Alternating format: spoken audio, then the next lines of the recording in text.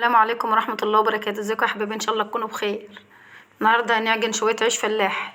احنا مربين الخميرة هي في القروانة السلستين اهي باينة، مربينها من بالليل. كيس خميرة على معلقة سكر على ربع معلقة ملح على شوية دقيق، وربناهم وحطيناهم قلبناهم بس كده بمعلقة خشب وخلاص.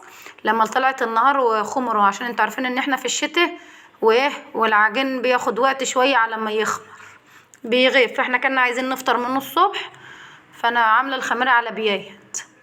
الفلاحين بس اللي يعرفوا يعني ايه تربيه الخميره دي. دي دقيق بلدي على دقيق ابيض اللي هو الكوثر ده. دقيق قمح، دي دقيق قمح اللي في البستيليه الكبيره دي دقيق قمح، والطبق الصغير دي كان دقيق فين. احنا بننخل بقى الدقيق دلوقتي، هو انا عايناه منخول بس انا بحب ايه برضو ايه انخله كده وانا رايحه اعجن.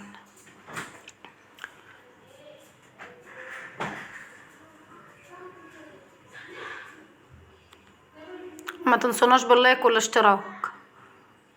خلاص احنا كده خلصنا نخيل. دي بقى ملح وسكر، نص معلقة ملح وقيمة 3 معالق سكر، بيدي طعم جميل السكر للعجين.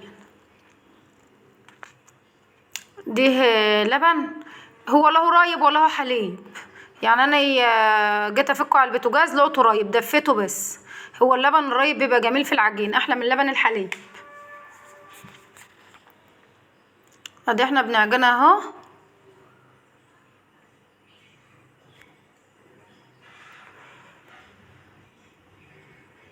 معلش اعذروني يعني بعجن بايدي، بس انا يعني ما بحبش لبس الجوان دي شويه للضروري بس. هنعجن بقى ونرجع لكم تاني. دلوقتي يا حبايبي احنا خلاص عجناها اهو. بنملس ايدي ميه في الاخر. على فكره الكهرباء قطعت بقى واحنا شغالين كده الصبح، الكهرباء قطعت.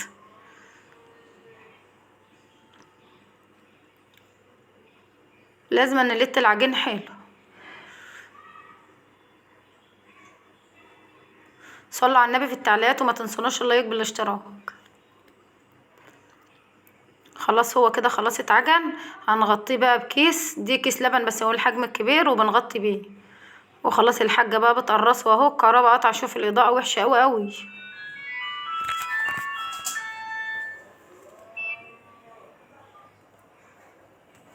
خلاص احنا قرصنا بقى وبنبطط.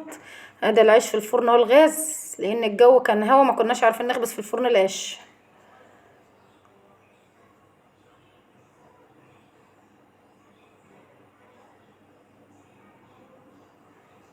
اهو الحاجه بتبطط اهي.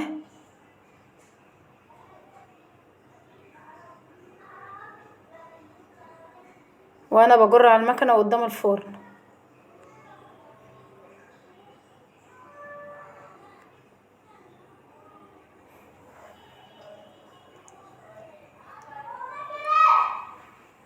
ايه رايكم في العيش في الفرن بقى؟ جميل. اهو العيش بعد ما استوى خلاص اهو. صلوا على النبي في التعليقات وما تنسوناش باللايك والاشتراك. اهو العيش هو احمر اهو وطري في نفس الوقت. انا ما بحبش انشفه في الفرن، بس هو احمر اهو، يعني هو احمر من فوق ومن تحت بس مش ناشف اهو يا حبايبي.